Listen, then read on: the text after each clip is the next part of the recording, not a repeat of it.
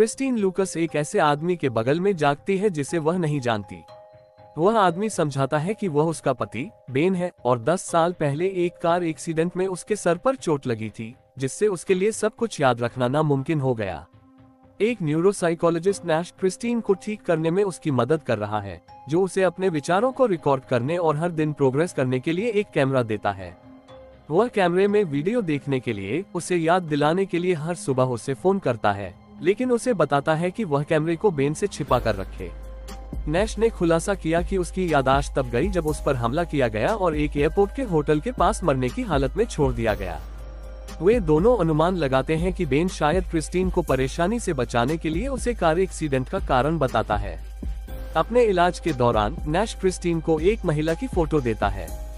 Christine को नहीं पता कि तस्वीर में दिख रही महिला कौन है, यहाँ तक कि उस पर क्लेयर नाम भी लिखा हुआ है। बेन उसे बताता है कि क्लेयर एक दोस्त थी जो क्रिस्टीन की स्थिति को संभाल नहीं सकी और उसके साथ संपर्क खत्म कर दिए। बाद में क्रिस्टीन याद करती है कि उसका एक बेटा एडम है। वह अपने बच्चे को छुपाने के लिए बेन से गुस्से में लड़ती है, लेकिन उसका कहना है कि जब वह 8 साल का था तब एडम मेनिंजाइटिस से मर गया था। क्रिस्टीन को माइक नाम भी याद है और उसका मानना कि यह उस पर हमला करने वाले का नाम हो सकता है, जिसे वह नैश को बताती है। वह उसे दिलासा देने के लिए उसे गले लगाता है और लगभग उसे किस करने ही वाला होता है, लेकिन वह पीछे हट जाती है और फिर उसके नाम के बैच पर नोटिस करती है कि उसका पहला नाम माइक है। क्रिस्टीन भाग जाती है। नैश बाद में क्रिस्टीन को बताता है कि वह अब उसका इलाज नहीं कर पाएगा, क्योंकि उसे क्रिस्टीन से प्यार होने लगा है।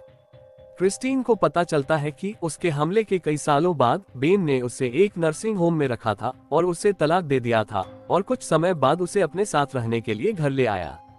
वह यह भी जानती है कि क्लेयर नर्सिंग होम में उससे संपर्क करने की कोशिश कर रही थी। क्रिस्टीन क्लेयर का फोन नंबर लेती है और उससे मिलती है।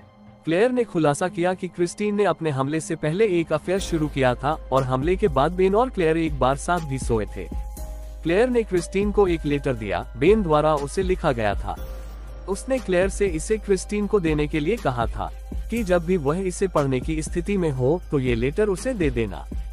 पत्र में बेन क्रिस्टीन से कहता है कि वह उससे प्यार करता है, लेकिन एडम की खातिर उसे क्रिस्टीन को छोड़ना पड़ा क्योंकि वह उससे डरने लगा था। क्रिस्टीन बेन को वह वीडियो दिखाती है जो उसने डिजिटल कैमरे पर बनाए हैं, लेकिन बेन गुस्से में क्रिस्टीन पर नैश के साथ अफेयर चलाने का आरोप लगाता है, उस पर हमला करता है और बाहर निकल जाता है।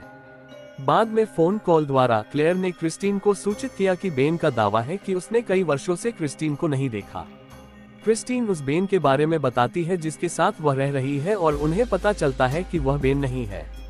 जैसे ही वह घर से भागने का प्रयास करती है, बेन उसे बेहोश कर देता है। अगली सुबह क्रिस्टीन फिर से बिना किसी याद के जागती है, लेकिन वह कैमरा ढूंढती है और अपनी रिकॉर्डिंग देखती है कि वह बेन से प्यार करती है।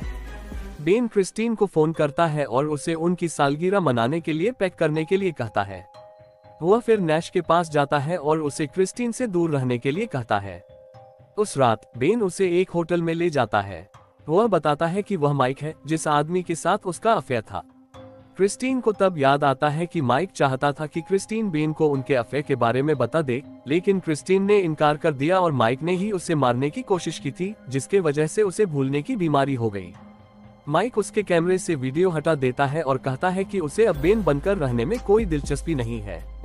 वह क्रिस्टीन से कहता है कि वे साथ रहेंगे या कोई नहीं रहेगा। माइक क्रिस्टीन को मारने लगता है, लेकिन इस बार क्रिस्टीन बच निकलने में कामयाब हो जाती है। वह होटल में आग का अलार्म बजाती है और फिर भाग जाती है और एम्बुलेंस में प्रतीक्षा करते हुए कैमरे पर अपनी कहानी सुनाती हुई दिखाई देती है। क्रिस्टीन एक अस्पताल के बिस्तर में उठती है और नैश उससे मिलने आता है, इस बार एक दोस्त के रूप में, उसके डॉक्टर के रूप में नहीं। वह उसे बताता है कि उसकी हालत के लिए जिम्मेदार व्यक्ति को गिरफ्तार कर लिया गया है। वह क्रिस्टीन को बताता है कि उसके पास कुछ ऐसा है जिससे उसकी याददाश्त वापस आने में मदद मिलेगी। असली बेन एडम के साथ आता है। जब वह अपने बेटे को देखती है तो क्रिस्टीन की यादें वापस आने लगती हैं।